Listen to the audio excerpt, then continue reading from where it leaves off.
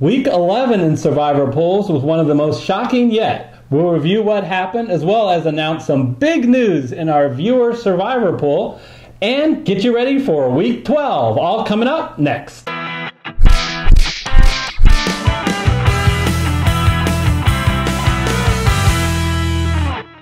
Hello everyone, I'm Eric Lee. And I'm Gary Kurtzman, and oh boy, did Week 11 have some hard... I am shocked, disparate, mortified, and stupefied. Oh, by some of the coaching decisions, no doubt. Man, Week 11 had a couple of games go down to the... And big games. Games that most people in Survivor Polls picked. And Eric, it just heart attacks, heart-wrenching, awful coaching decisions. I don't get it. Yeah, and number one, our number one team went down in the Chargers. Both our number three teams went down in Arizona and Carolina. But Chargers choked on a chicken bone. They way outplayed Denver on that one. Over 100 yards more gained. They had that game under control, as Corey knows. Literally in the bag. Literally in the bag. And didn't happen for them. But not only did we have a rough week, so did our final two survivors in the Survivor Poll. Oh boy. Corey McGrath, Joshua Rinker, who had done so well, Eric. Folks, this is a Week 11. 10 weeks in a row. Corey, Joshua had picked the correct teams without ever duplicating a single game, and you had to ask yourself, what if this is as good as it gets? And it was. Oh boy, Corey picked the Chargers.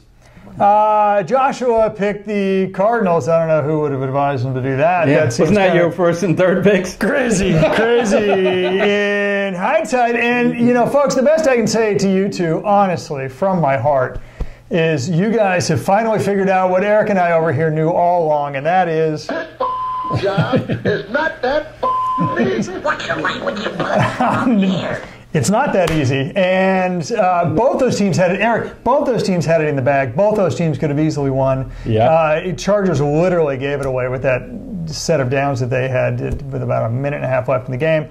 Arizona, at least, lost the game a little more honestly to the Raiders. But the good news for us, the good news is no winners. Woo! We don't have to pay anybody out. We saved some money. Woo! Just joking. We're going to do more than that because Corey and Joshua were so incredible. Even though you guys both lost this week, we're making you guys, for the first ever FFC Survivor Poll, co-winners! Woohoo! Congratulations, guys. That's huge. Both of you have qualified for the winning prize of $100. So we will go ahead and send each of you $100 for an incredible job. Well done, Eric.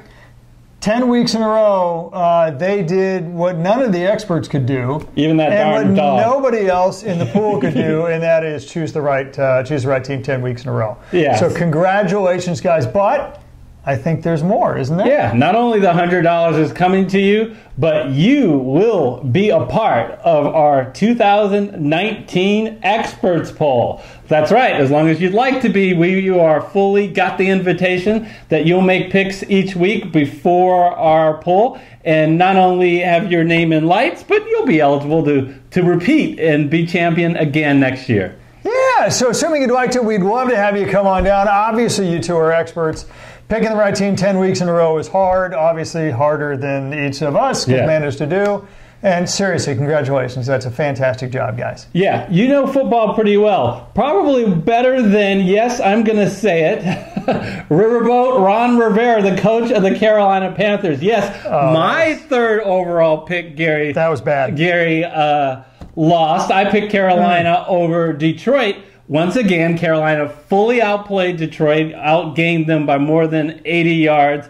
Their darn field goal kicker missed an extra point and missed a very easy field goal. Otherwise, they would have had it in the bag. But that's not what I'm really upset about. I'm upset about Carolina Panthers' decision, Ron Rivera's decision, to go for two, Gary, with a minute left. So you would have gone for one? Of course I would have gone for one. Get that game into overtime, where you have to believe that you would win if you're the Carolina Panthers. They asked Rivera after, why are you doing it? He said, because I'm trying to win the game. Well, newsflash, you can win the game in overtime. overtime. There is something called an overtime game. And when you are supposed to be the better team, which Carolina is supposed to be, they were 6-3 and the Lions were 3-6. You have to think that you're going to win in overtime, Gary, especially with when you have a 3-6 team, the Lions, who have 3 key players that are not going to be playing in that overtime game. That's huge. That's huge because you had been gashed by Kerryon Johnson. Yeah, well, and Kerryon Johnson was out of the game. Yeah, well, I was not even getting to Kerryon Johnson yet. First of all, Golden Tate's in Philadelphia.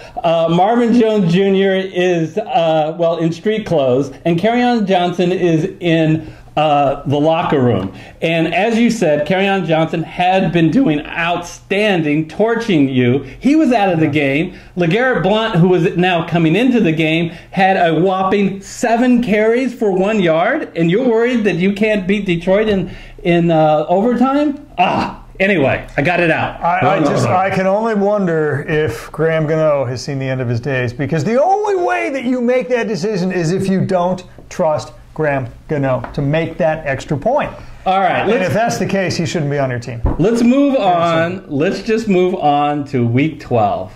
Let's let all the bad vibes of Week 11 roll away, Gary. Can you tell this guy picked Carolina in a pool or what? Yeah. So let's...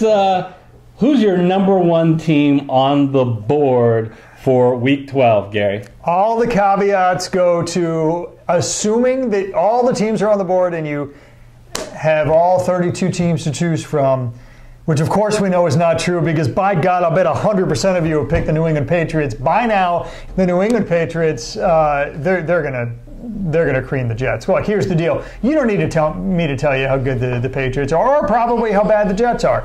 I mean, look, Patriots have the number 7 scoring offense in football versus the Jets' bottom 10 defense. But that's not all that the Jets are bad at, because they have a bottom 5 offense to go along with the bottom 10 defense. Look, here's the deal. The Patriots have won 6 of their last 7 games. Okay, that flouncing effort of Tennessee aside, they had won 6 straight before that and are clearly one of the best teams in the NFL. Oh, by the way, the Jets just got blown out by Buffalo 41-10. Guys, I don't think we need to talk about this anymore. New England is going to win in or out. They're so much the better team. They're going on 2 totally different trajectories. But you've already picked New England. What's great about this show is you get 2 different perspectives. I think New England's going to win, but I have New England much farther down on my list. I can't believe my coach has them number 1. If you were this patient not to pick New England now, why are you wasting them now? Why? You think they're going to beat the Jets? Wait and pick the Jets when they play in New England. They got still Buffalo on their schedule and Miami at home.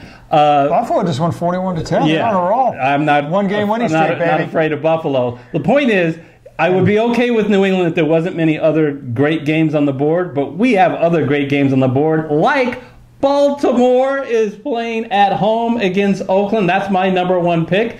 I want you to think 2 things, folks.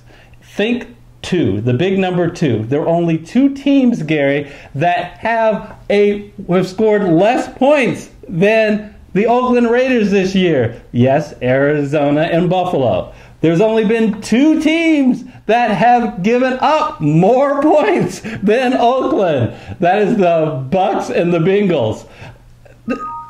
There are 2 things you need to remember. That Oakland has only won 2 games. And that is against the horrible Arizona Cardinals this past week and against the Browns at the beginning of the season. But at the beginning of the season, when they had Amari Cooper, when they had Marshawn Lynch, when Jordy Nelson isn't hurt, when Doug Martin isn't hurt, this is just an awful situation. The Raiders are definitely going to lose this game. Confidence, go with Baltimore. Any truth to the rumor that you said that the Raiders are definitely going to lose that game last week? Nope, they weren't in my top 5. You must be thinking of another co-host. Yeah, like me. Moving on. Moving right along. How about them Saints? That's the next team on my list. Whew, got that transition out of the way. New Orleans Saints. Look, here's another one of those no-brainers, folks. The New Orleans Saints are playing the Atlanta Falcons. There was once upon a time when folks thought the Atlanta Falcons were actually good. It turns out they just had too many injuries on defense to be able to keep up, and they're an incredibly one-sided team. And what does that get you? Well, it gets you a 4-6 record is what it gets you. I mean, look, here's the deal. New Orleans is statistically the best team in football. Their points for versus points against differential is the best by 40 points. And I mean by 40 points against over powerhouse teams like the Kansas City Chiefs or, the New England Patriots. I think I mentioned them earlier. Look, here's the deal. Best statistical team. They haven't lost. Eric, do you remember the last time they lost? Shut the hell up. Every time that we get to talk about the New Orleans Saints, we need to go back to the fact that I got knocked out of my Survivor Pool in the very first week because I picked the Saints, and they've now won 9 in a row. It never gets old. It never gets old. So, look, here's the deal. They literally haven't lost in 10 weeks, folks, and there's a reason for that. Not only are they statistically the best team in football, they are the best team in football, and they're playing at home. And Atlanta's actually given up more points than it scored this year, back to that terrible defense. And on the road, they have gotten trounced. They literally have lost an average score of, they give up 10 more points on the road than they score. For New Orleans, it's almost the other way around. It's honestly, if they're playing this game in New Orleans and they are, this game shouldn't be close. I don't think it will be. Pick New Orleans if you haven't already picked New England. Well, or New Orleans. Pick New Orleans if you haven't already picked New England. So here's I like this pick much more than the New England pick because this is the best game left for New Orleans, and they should beat Atlanta. But I don't like it as much as my next pick, who is my second overall for the week, is the LA Chargers. I got a question, Gary. Is LA in San Francisco? I don't believe so, because that means Where are you going with that? Arizona doesn't have a chance to beat them. Arizona's only beaten the Niners this year. They are 0-8 against the rest of the team, and I know your favorite team is the Niners, so I'll mention that stat as much as possible. Look, 0-8. Here's the thing you need to know. We've known for a long time that Arizona's rush defense is really bad. They allowed, most recently, the Raiders' three stooges, Mo, Larry, and Curly, better known as Washington, Martin, and Richard, to get 152 yards against them last week. What do you think Melvin Gordon's going to do? With confidence, the Chargers are going to win this game. Yeah, it's hard to pick against that. It is, no question. The Chargers are clearly the better team. All right, Gary, so real quick, is there any of these games that scare you? Looking at Indy against Miami, Houston against Tennessee. The first team is always the favorite. Minnesota against Green Bay, Pitt against at Denver, and Dallas. Well, Houston. It's Houston. Go ahead, finish. Dallas versus Houston, Washington. Who scares you? Who scares you? Oh, who scares me? Yes. Who would you stay away from? Actually, Dallas, Washington. And I know that spread is pretty big. I think it's 6 points. Succinctly, why? Because Dallas's real strength is running the ball with Ezekiel Elliott, and Washington's one huge strength is stopping the run. Yeah. That's why, in a nutshell. Now, I understand that Alex Smith is at least out for a year, and gosh, I hope it's not more because he's such a nice guy. But that was awful the way he broke his leg. But I agree. The reality is Washington's offense is actually going to be just fine. It's not going to be great, but it never was great. But if they can stop Dallas's running attack and you're forcing Dak Prescott to beat you, you know what? I like your odds, frankly. Okay. So I would say my team that I would stay away from is Minnesota. This team is in disarray, just dominated by Chicago last week. I really don't know who's stronger between Minnesota and Green Bay. They both are about the same. Just stay away from that game entirely. I think the fact that Green Bay is a 5.5 point dog. I tell you, I don't get no respect at all. All right, Gary. So this will wrap up our Survivor show for week 12. Gary, it's Thanksgiving week, and I'm thankful for you, big guy, to do this league. But I'm thankful for our community.